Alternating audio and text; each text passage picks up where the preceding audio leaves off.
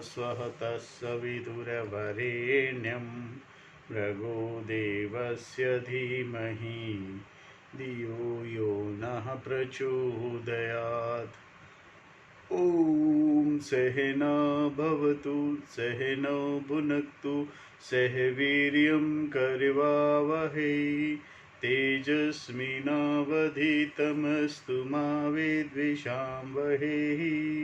ॐ शान्ति शान्ति शान्तिः। श्रुतिस्मृतिपुराणानाम् आलयं करुणालयं नमामि भगवत्पाद शङ्करं लोकशङ्करं शङ्करं शङ्कराचार्यं केशवं बादरायणं सूत्रभाष्यकृतौ वन्दे भगवन्तौ पुनः पुनः। ॐ त्वमेव माता च पिता त्वमेव बन्धुश्च सखा त्वमेव विद्या द्रविणं त्वमेव सर्वं मम देव गुरुदेव भगवान शिव शंकर भोलेनाथ कैलाशपति महाराज की जय। भगवान व्यास जी महाराज की जय। शंकराचार्य भगवान की जय। आचार्य भगवान की जय। स्वामी चिन्मयानंद भगवान की जय। स्वामी दयानंद भगवान की जय। स्वामी दयानंद भगवान की जय। स्वामी दयानंद भगवान की जय। स्वामी प्रबुदानंद भगवान की जय। स्वामी शुद्धानंद भगवान की जय। प्रबुदानंद भगवान की जय। साध्वी आनंद ज्योति जी की जय। माता पिता की जय। सभी गुरु देवताओं की जय। सभी गुरु देवताओं की जय। आनंद भगवान की जय हो। सभी गुरु देवताओं की जय। सभी गुरु देवताओं की जय। सभी गुरु देवताओं की जय। श्री कृष्ण गोविंद हरे मुरारी हे नाथ नारायण वासुदेवा। श्री कृष्ण गोविंद हरे मुरारी हे नाथ Narayan Vasudeva.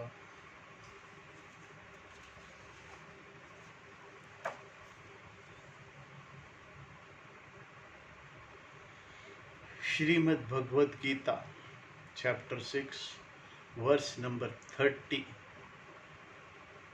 The one who sees me in everything is not remote from me. The one who sees Paramatma in everything is not other than Paramatma. This is the verse we are going to see today.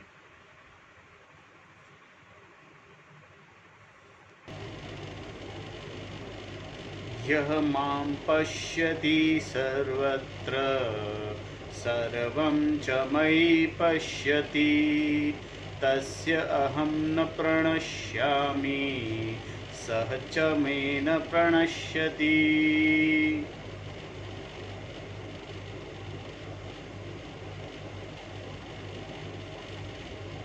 यह the one who माम me सर्वत्र everywhere in all beings. Sarvatra means in all beings, all what is. Pashyati sees, Mayi in me. Sees all in me. See, the words make a big difference. Sees me in them is different than seeing in me. Seeing me, मुझे उनमें देखता है कि सब मुझ में दिखते हैं. Sees in me and sarvam, everything, all beings. Pasyati, sees. Tasya, for him or her. Aham, I. Na paranashyami, not remote. Saha, he or she. Saha means he or she. Cha, and. Me, from. Me. Me means from. Na pranashyati is not remote. The one who sees me in all beings, and sees all being in me. For him or her, I am not remote, and he or she is not remote for me. The vision of Atma given in previous verse is restated here using a different language. In the first line of this verse, the earlier expression Sarva Bhutashtham Atmanam is put into first person here. The one who recognizes me in all beings. Yah mam pasyati sarvatra. The one who sees me in all beings. The one who sees me in all beings. Me does not refer to Krishna. The person occupying the driver's seat of Arjun's chariot, seated in the chariot, the person Krishna seems to have a definite location, and yet when talking to Arjuna, he refers to himself as the one who is everywhere. Sarva Bhutashtha Atma. Wherever there is a Bhuta, a being, it has its being in me alone. This me is Atma. By replacing the word Sarva Bhutashtha Atmanam with Mam, meaning Ishvara, Krishna quietly brings out a non-difference between Ishvara and individual Jiva.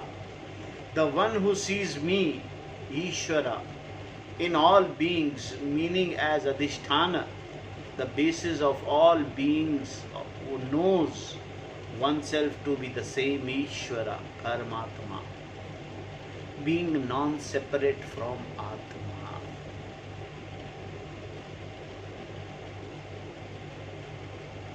Krishna also says here that everything is in me alone. Sarvam cha mai eva. I am the Karana, the cause of everything. I am the Adhisthana of everything, the basis of everything. So the person being discussed here recognize himself or herself in all beings and all beings in the self alone.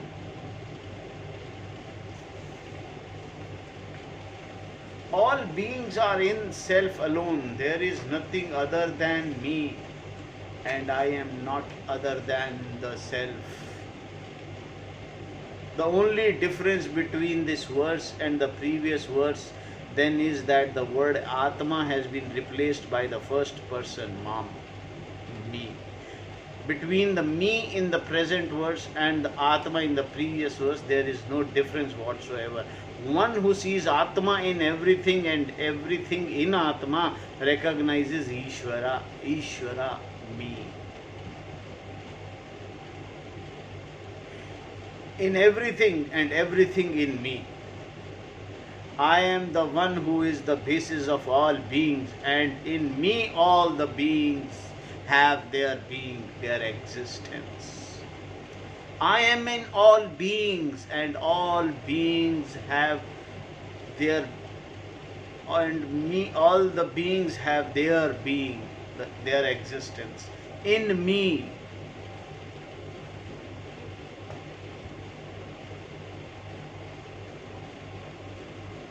water is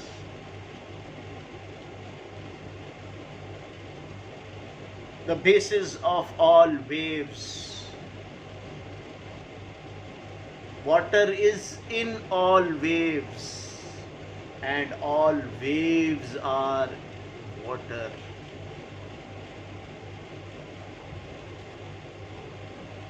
All waves are the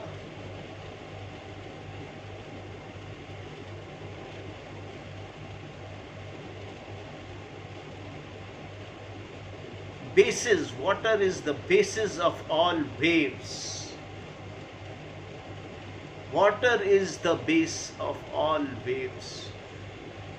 All waves are water. Between Ishvara, Krishna and Jiva, the individual, there is no difference whatsoever. Is there another Ishvara? Since Ishvara is everything, How can he be separate from consciousness? There is no separate Ishvara. There is no parallel Ishvara to the Atma. Paramatma is not parallel to the Atma. The Atma is Paramatma.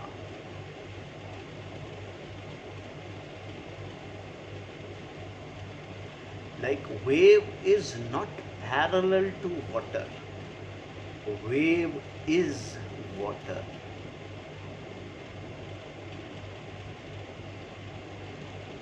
We cannot say there is no difference between wave and water. Wave is water. Atma is Paramatma. Paramatma is Atma.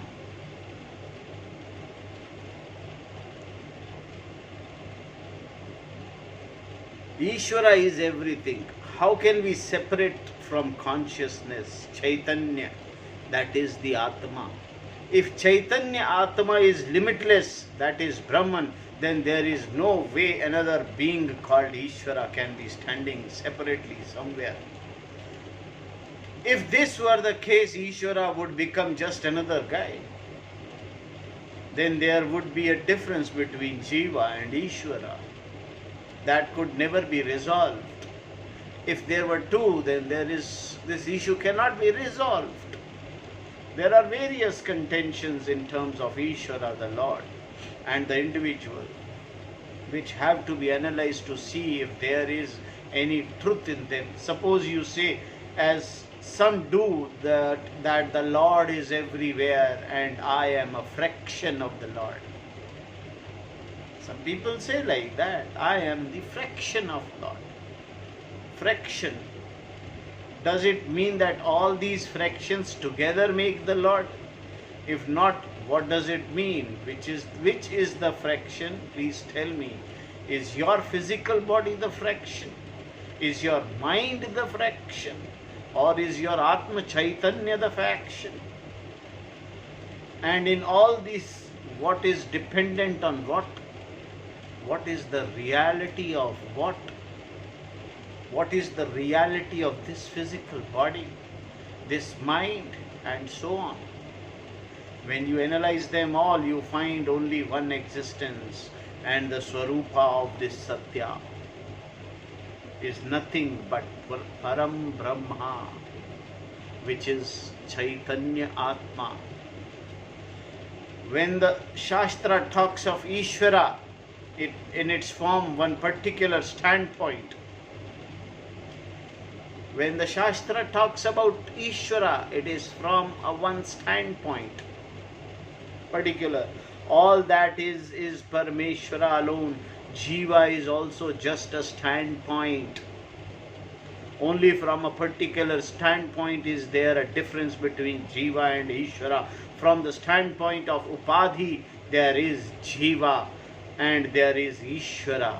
The resolution of the two take place only when appreciation of the essential Paramatma and Paramatma, the Satya Vastu. Therefore the Lord says, Aham Ishvara, I am the Lord. And the Jiva says, Aham Jiva, I am an individual. The Aham is common in the difference, and the difference is Mithya, meaning that it is entirely dependent upon Satya. The problem is the difference, because being dependent upon Satya, Mithya is not another thing. The whole Jagat is Mithya, depending upon the Satya Vastu for its existence. And the Satya Vastu is what is referred to by everyone as I, Aham. Therefore, everyone who says I, including a mosquito, is Param Brahma alone. You are not I, the Param, and Param Brahma. You are only Param Brahma. You are only Param Brahma. There is nothing other than Param Brahma. Even the person who does not know is Param Brahma. The statement Tat Tattvamasi means you are Param Brahma right now. without knowledge, with error in your mind. You are Param Brahma. You are not other than Brahma right now also. It is not something that you become later. Shruti does not say, ye shall become. It says, tat tattvamasi, that thou art. This sentence is possible only when the self is already Brahman, which is the vision unfolded in the previous verse and restated in the first line of the present verse. The one who sees me in all beings and all beings in me. Yah mam pasyati sarvatra sarvam cha mai pasyati. This person is one who has the vision of the oneness of Atma. Seeing Atma in all beings and all beings in Atma is the vision. The result of the vision is, what is the result of this vision? Here Krishna uses the first person, indicating that Krishna is talking as Ishvara. He says, for the person having this vision, I will not become remote. Tasya aham na pranasyami. Meaning that I will no longer be something known only indirectly to the person. Why? Because Ishvara is Atma. It do not become an indirect object of worship that is sitting somewhere. I do not become someone who is away from the person, because Ishvara is oneself, Atma. And not only that, the person who does not go away from me, sacha me na pranasyati, sacha me na pranasyati. I do not become remote for the person. When you recognize Atma as Ishvara, then how can Ishvara be remote? When Atma is recognized as Paramatma, then Paramatma cannot remain remote. He cannot be somewhere else. He is always present there. He is. He only is. In all the form, he is. The fact was already there, but previously person didn't know it. Now one knows. This is not something that just happened because of some interference on the part of the Lord. It was true before and it is true now. All that has happened is that the person did not know it before, and now he or she knows it. The person now sees himself or herself in all beings and all beings in the self. A person of this vision never goes away from me, meaning there is no distance between me and the person. Neither the person goes away from me nor I go away from the person. I do not become remote for this person, and he or she does not become remote for me. This means that previously there was some remoteness and Ishvara. Paramatma was someone who was sought after, whose grace was invoked. Now all the prayers and rituals have paid off. The payoff is in the vision that between Ishvara, Jiva and Ishvara, there is no difference. There is no difference between Jiva and Ishvara. The difference is resolved. There is no difference between Jiva and Ishvara. They are one. This is what is meant here by the statement, Tasya aham na pranashyami. I do not become something that is away from this person, nor is the person away from me. The Lord is usually presented as though he is behind a veil, and that he can see you but you cannot see him. This is all vague thinking. Vague thinking deep rooted in the mind of jivas, that God is presented as though he is behind the veil, behind the curtain, and that he can see you but you cannot see him. Therefore, the Lord is someone who always seems to be looking into your private affairs. But in this verse, Krishna is saying that Lord is no veil to cover that prevents you from seeing him. Ignorance is only the veil there is, and that covering has already been removed. The पर्दा जो है वो अपनी त्रुटि का है, दृष्टि का है, त्रुटि दृष्टि का है, error in दृष्टि. As soon as the ignorance is removed, you recognize Ishvara, Paramatma. Paramatma only is. There is no parda between the Jiva and Paramatma. Paramatma is Jiva and Jiva is Paramatma.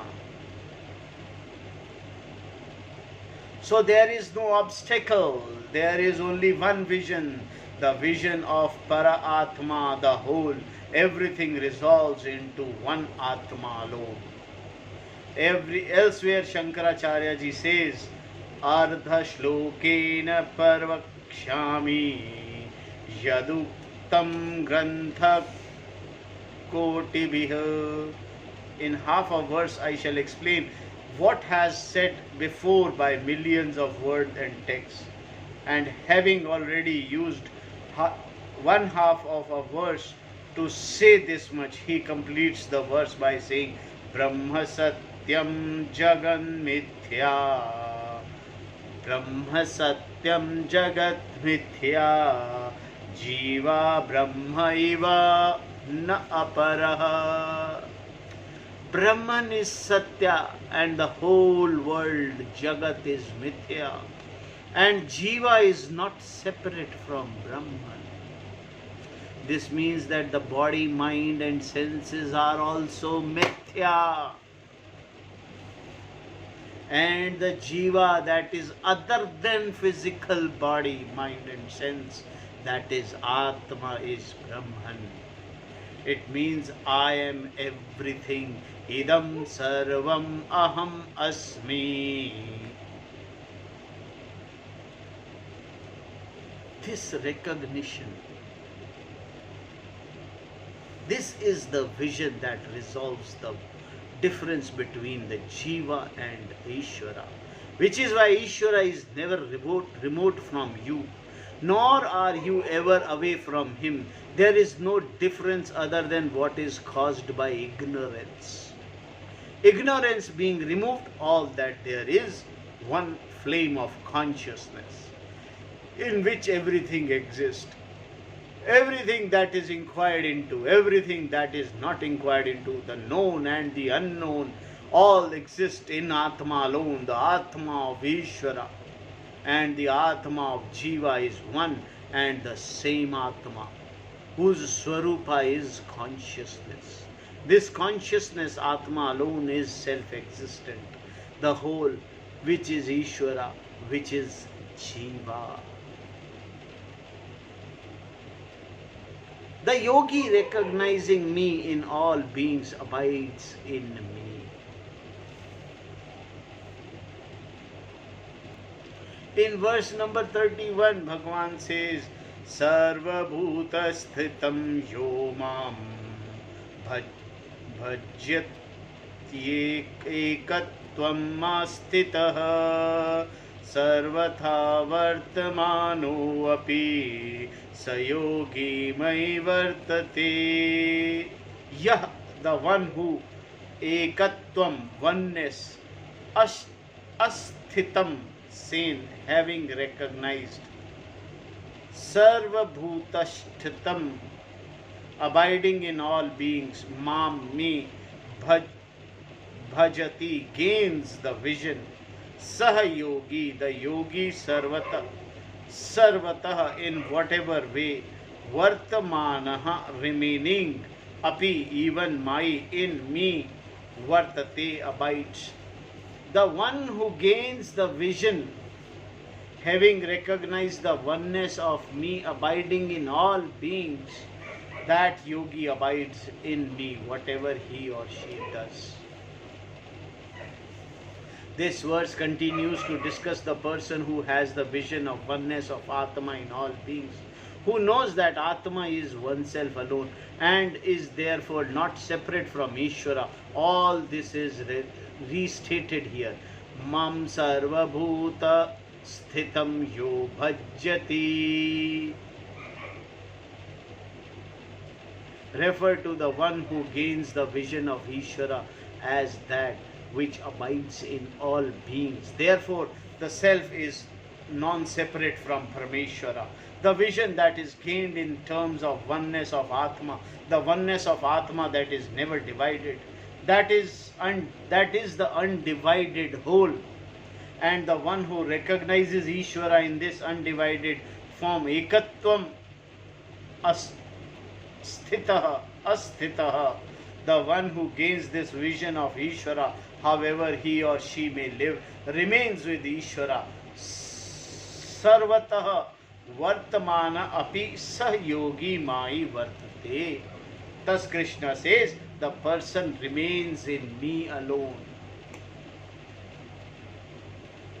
The verse answers the question of whatever being gained the vision. It can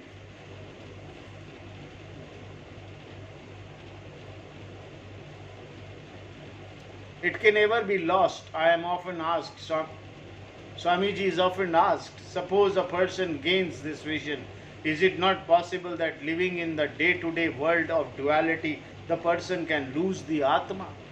No. Swamiji says, no. No, Krishna says here.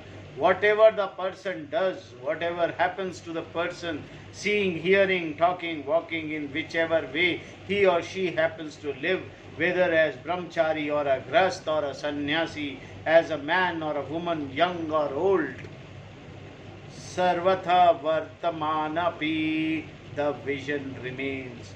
The stage of life the person is in, or the profession he or she happens to be pursuing, is all because the person is, because of the person's prarabdha. In fact, there is nothing wrong for the person and there is nothing right either. Whatever the Shastra says with the reference to dharma and adharma no longer applies to the person who is above dharma and adharma. This must be clearly understood. The person is free and is called muktaha, nitya muktaha, one who is always free. This free person never goes away from me. Never again do I become remote for the person, because one can never be away from oneself. Because one can never be away from oneself. If this vision is invoked, this is recognized, the fact is recognized, then where is the difference between Ishvara and Jiva? How can Ishvara be remote for Jiva? Even now I am not away from the truth of myself. Satchitananda Atma. Only ignorance can keep me away, and for the person being discussed here, ignorance is gone. Therefore, whatever the person is, whatever one is doing, sarvataha vartamana api, the person remains in me. Oneself, my vartate, there is no moving away from me. For the Jivan Mukta, that is living, the person is liberated. This liberation, moksha, is the phala, the result of this vision, the knowledge of Atma. Ishvara is not remote for oneself, from oneself. The conclusion here is that Ishvara is not remote from oneself. Ishvara na paroksha. Paroksha is what is inferred, believed or presumed. You have a presumption that there is an Ishvara, which amounts to a belief because there is no verifiable proof. And as long as existence of Ishvara is simply a belief, Ishvara is remote. Who exists for you indirectly? Paroksha.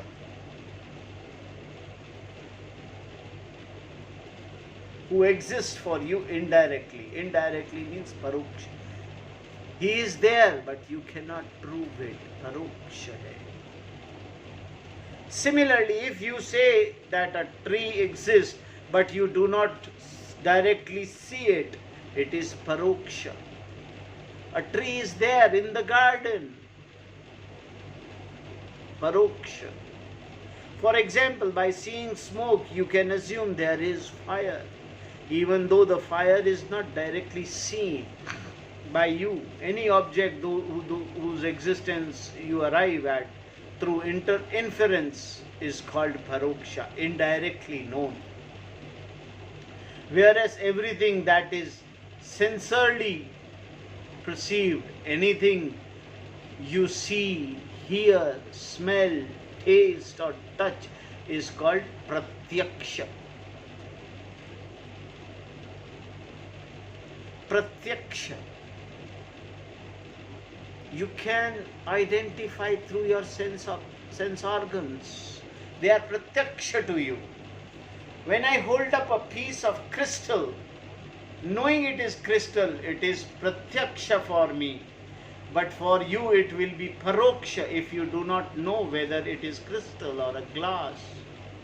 You can infer it is crystal until you feel the weight of it, and then you will know. The point to be understood here is what is directly perceived is called pratyaksha, and what is indirectly arrived at is called paroksha. Ishwar cannot be pratyaksha. If Ishwar could be directly perceived, it would mean that he is other than you, anatma. Ishvara cannot be anatma because he can never be an object for you. Anatma is entirely depend upon Chaitanya. Atma, if Ishvara were to become anatma, he would be mithya, and you being atma would become satya. Because Ishvara cannot be anatma, he can never become pratyaksha, an object of your perception, nor can be inferred. Inference being based on perception, still you believe that Ishvara exists. This means Ishvara is paroksha. Ishvara is paroksha. You know, the person who believes that Ishvara exists is an astika. The person who knows Ishvara is astika. And for astika there is pramana. And pramana is a shastra through which he or she comes to understand, becomes to believe that Ishvara exists. And because you believe, you give validity to means of knowledge. The shastra, even though what is said to be verifiable, becomes some supporting logic is available. You accept that Ishvara exists. And this belief, acceptance is paroksha jnana, indirect knowledge of jnana, of Ishvara. Ishvara is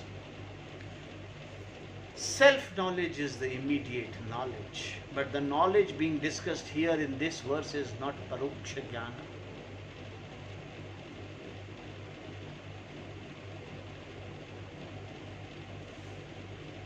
The one who has gained the knowledge of Atma is the one who has gained the knowledge of oneself. Such a person concludes, I am everything. There is nothing separate from me. Here when the Lord says me, what is implied is pure consciousness, Chaitanya, which is Param Brahma, Satya Jnana, Satya Jnana Ananta Brahma, and everything else is dependent upon that. And this Satya Jnana Ananta Brahma is Atma, oneself. Because there is no difference between Ishvara, Brahman and myself, I never become Paroksha.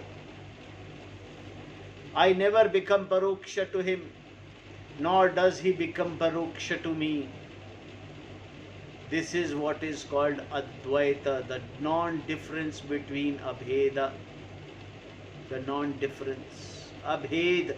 There is no bhed between the two. Me and Ishvara. There is no bheda. There is no bheda between Ishvara and Jiva. The identity between Jiva and Ishvara, Jiva Ishvara Aikaya, was pointed out in the previous verse also. Bhagavan Shankaracharya too points out in his commentary of the previous verse that Atma never becomes Paroksha. Atma is always Nitya Mukta. There is no bondage for Atma because there is nothing other than oneself. Therefore Krishna says, the person remains in me alone. Mae eva vartate. It means that once ignorance is no longer there, there is no question of the knowledge being lost. Knowledge of oneself, Atma Jnana, is not memory based. Atma Jnana, knowledge is not memory based. It is experience. It is knowledge of oneness. Only knowledge that is memory based can be forgotten. Whatever I have, I can always lose. Memory of for me, Atma. Memory is for me, Atma. Because memory is something I have, I can lose it. But here what is known is myself alone. The self-ignorance I had before is gone in the wake of knowledge, wherein the self is equated with Brahman. Once gained, this knowledge is never lost.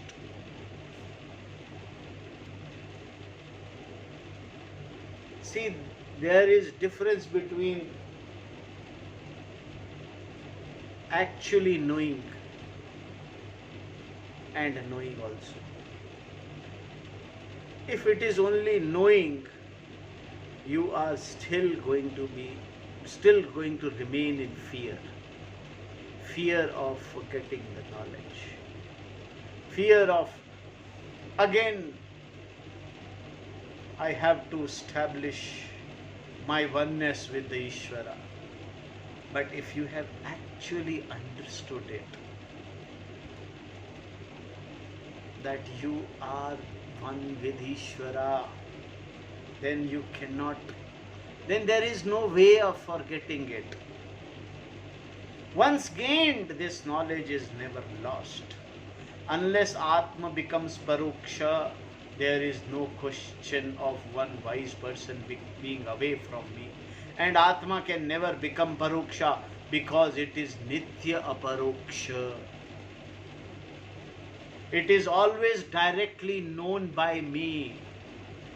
Whether I am confused person, a discriminating person, or a Jnani, Atma is never Paroksha. It is a Paroksha. Directly known. It is directly known, Atma, I know it directly. It is a Paroksha. Sansara is directly known by a person. It is not something that is inferred. It is an experience for the person and therefore a Paroksha. As a Sansari, a Jnani, I am is a Paroksha. And as a Viveki Jnani also, I am is a Paroksha. Therefore, Atma is Nitya Paroksha, always self-evident.